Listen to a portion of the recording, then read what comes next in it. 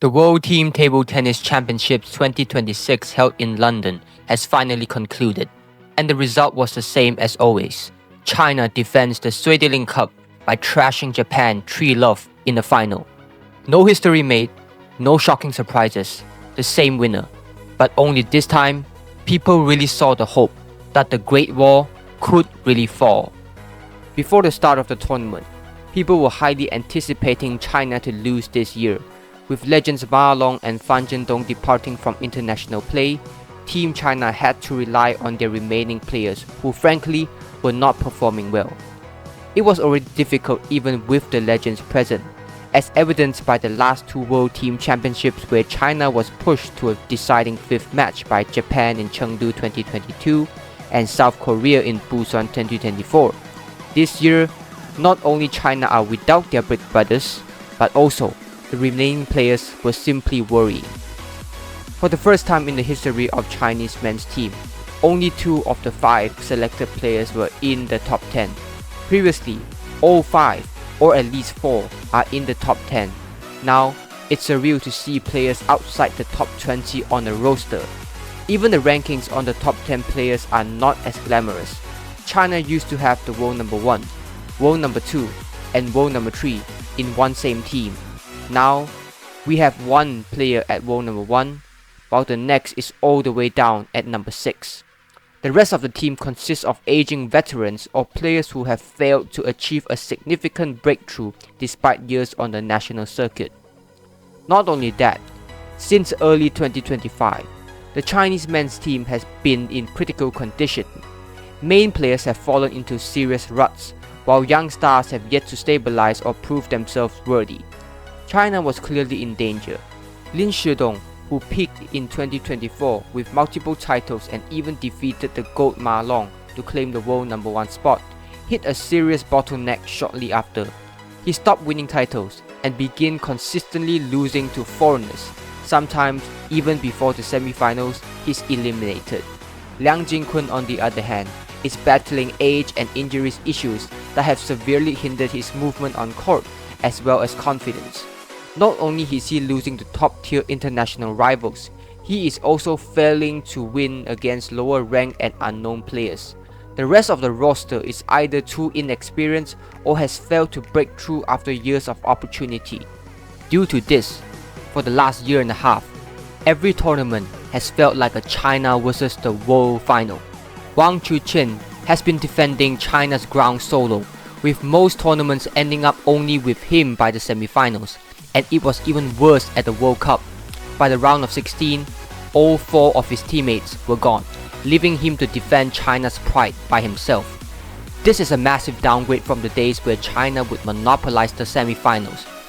While he is still winning 90% of his matches, he is only human. He cannot carry the burden every time. This vulnerability stayed hidden in singles events, but it was fully exposed the moment they stepped into a team format. It is already proved that this team was not only weak on paper, but in every statistical category. While Wang Chuqin has proven himself a worthy successor, retaining his world number 1 rank, winning 2 Grand Slam titles, the World Championships and the World Cup within a year, and maintaining a staggering 92% win rate year to date. A team event requires collective strength, not a solitary hero. Wang can win his matches, but the most he can secure is 2 points. If his teammates cannot contribute, China still loses, a reality that became painful during the group stage against Sweden. The group stage almost confirmed the world's suspicion. Despite a 40-day intensive training camp and Liang Jingkun withdrawing from the World Cup to focus on recovery, the group stage was a disaster. It revealed that the men's team's problems were far deeper than anticipated.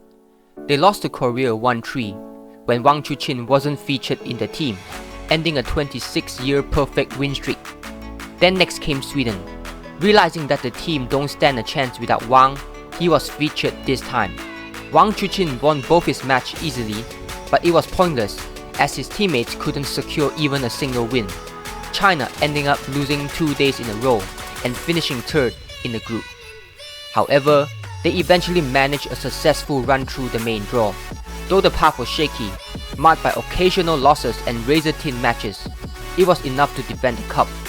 China redeemed their earlier group stage loss to Korea in emphatic fashion with a 3-love bagel in the quarterfinals. Most notably, Liang Jingkun found redemption in the most dramatic way possible.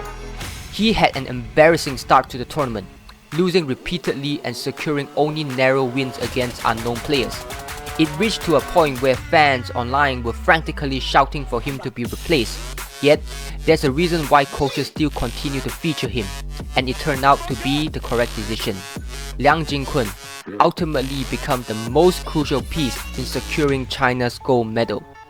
He was the key to China's demolition in the men's team final. In summary, while China's men's team faced internal and external doubt, a turbulent start to the tournament, and endless clutch moments in the final 2 ties, they emerged victorious. Wang Chuqin proved himself to be a formidable leader, securing a flawless 100% win rate throughout the entire tournament. Liang Jingkun, despite struggling with disastrous form over the past year, proved he is still a force to be reckoned with when the stakes are highest. And Lin Shidong, though still shaky and mentally tested, showed the world that he can overcome his bottlenecks. They prevailed, they survived, and they proved everyone wrong. Most importantly, for Team China, the baton has been successfully passed. Even without their legends, Team China has shown the world that they still have what it takes to stay at the top. This should serve as a definitive message to the world. China has not dominated this sport for decades by accident. In the midst of their harshest crisis, with the entire world anticipating their collapse and a roster that appeared statistically disastrous, they still fought their way to the summit. They stood their ground when everyone expected them to fall, and in the end, it was China who had the last smile. This victory transcends tactics and rankings. It is a testament to indomitable fighting spirit of the Chinese table tennis team, a fiery energy that proves there is no obstacle they cannot overcome. Even with a heavily nerved team, stripped of its legendary anchors and battling internal bottlenecks, the underlying power of patriotism and a deep-rooted resilience carried them through. It is the spirit that runs through their bones and blood, a refusal to survive on anything less than excellence. You can analyze their weakness, you can point to their ruts, and you can hope for their fall, but you can never underestimate the heart of a champion. In London 2026, the Great Wall didn't just stand, it proved that its strength isn't made of stone, but made of fire. So what's next for the rest of the world? For now, the long-awaited dream of toppling the giants will have to wait. Despite a heavily weakened Chinese roster and a surging global challenge, the throne remains occupied. China survived London, but the shivering truth remains. They didn't win this time through sheer technical dominance or superior strategy. They won through raw mental grit and an unbreakable fighting spirit. In terms of pure skill and tactical innovation, the world is no longer inferior. The gap is gone. The Great Wall was held together by nothing but willpower this week. While China leaves London with the cup, the message is clear. The fall is no longer a question of if, but when.